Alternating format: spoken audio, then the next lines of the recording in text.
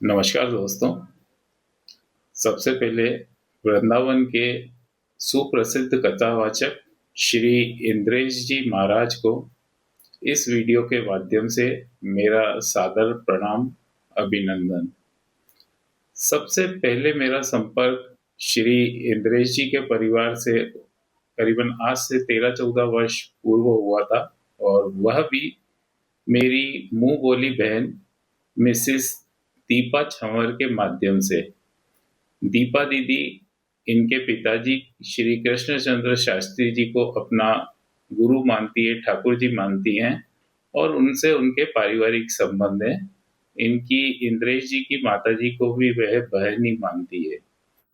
एक समय जब इंद्रेश जी की बीच वाली बहन करुणा जी के विवाह की बातें चल रही थी, तब दीपा दीदी ने उनके घर से ही, वृंदावन से ही मुझे कुछ पत्रिकाएं भेजी कि भैया आप इनको मिला करके बताओ कि करुणा के लिए कौन सा वर उपयुक्त रहेगा। तब मेरी आदत है कि मैं किसी का भी कुछ देखने के लिए एक पूरा न्यूमरोग्राफ बनाता हूँ और पूरे परिवार के बारे में डेट ऑफ बर्थ और नाम वगैरह लेता हूँ। तब इनकी बड़ी बहन, जो सबसे बड़ी बहन है मीनाक्षी, उनका डेट ऑफ बर्थ मेरे सामने आया और मेरे मन में कुछ क्वेश्चन उठे।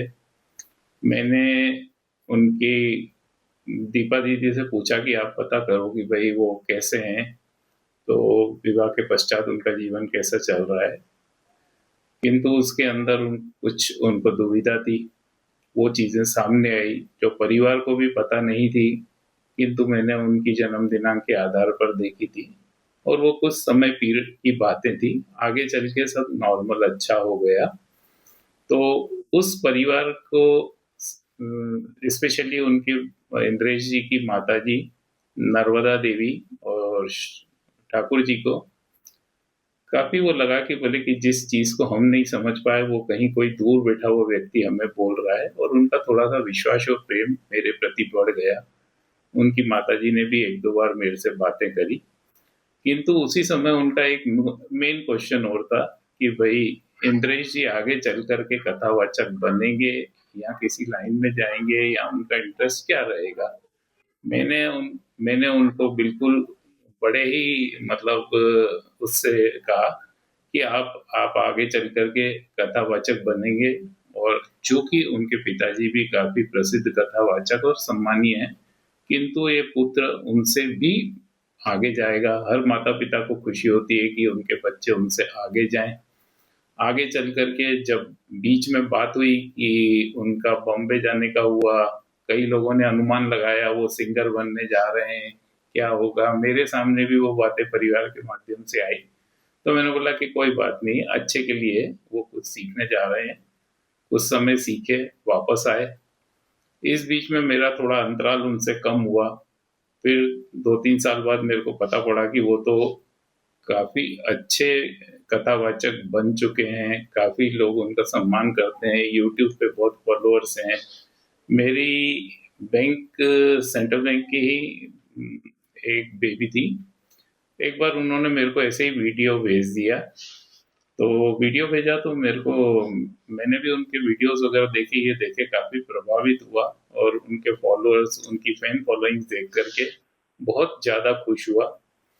उसके बाद सन 2024 के प्रारंभ में, जनवरी माह में ही, पुनः दीपा दीदी के माध्यम से उनकी माताजी ने मेरे से पूछवाया कि भैया आप अब समय आ गया है, आप पत्रिकाएं देख लो। तो मैंने उनको अपनी पुरानी बात याद दिलाई कि जब ये छोटे थे, पढ़ रहे थे, जब आपने पहली बार मेरे से बात कही थी, जब मैंने यही कहा था कि ये बहुत अच्छा होगा, क्योंकि सब अच्छा होगा, क्योंकि ये ऑलरेडी अपना जो 7 का अंक आगे लेकर के बैठे हैं, अपने ईयर में पीछे लेकर के बैठे हैं। और चूंकि आप यदि मेरे पुराने वीडियोस देखेंगे तो आप उस पर मार्क करेंगे कि जो 7 और 9 के ऑलरेडी लेकर के बैठे हैं, उनका नाम 4 पे या 9 पे रखा जाता है। और इसी तरह से बहुत अच्छी बात है कि इनका नाम उस समय 9 पे इंद्रेश जी के नाम से आई पे रखा गया था, जो कि बहुत अच्छा था। पर उसके अंदर सिर्फ एक छोटा सा दिक्कत आती है कि ये न्यूमरो दोष के अंतर्गत भी आते हैं।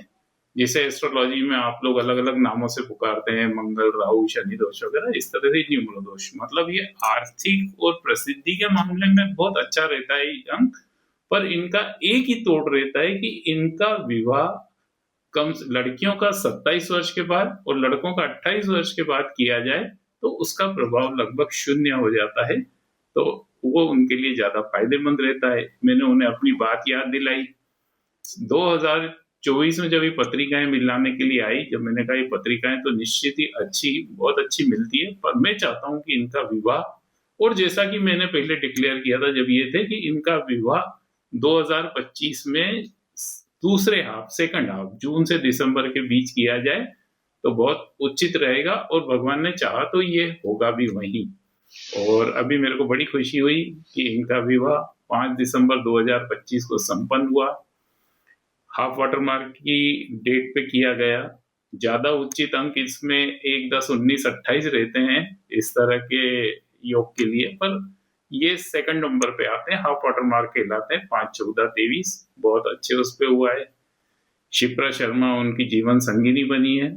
मैं उनको पुनः इस वीडियो के माध्यम से दिल से बधाइयां देता हूं, और बहुत बहुत साथ में एक समझ लिए पिता तुल्य उनको मैं आशीर्वाद भी देता हूं कि वो अपने जीवन में बहुत तरक्की करें, बहुत आगे जाएं, बहुत नाम कमाएं, और सबसे बड़ी बात कि जो वो युवाओं को भागवत कथा के माध्यम से और धर्म के लिए प्रेरित कर रहे हैं और आगे बढ़ा रहे हैं, उससे वो एक बहुत अच्छी सोच और के साथ में आगे बढ़ रहे हैं। मेरी शुभकामनाएं हमेशा उनके साथ है। Thank you.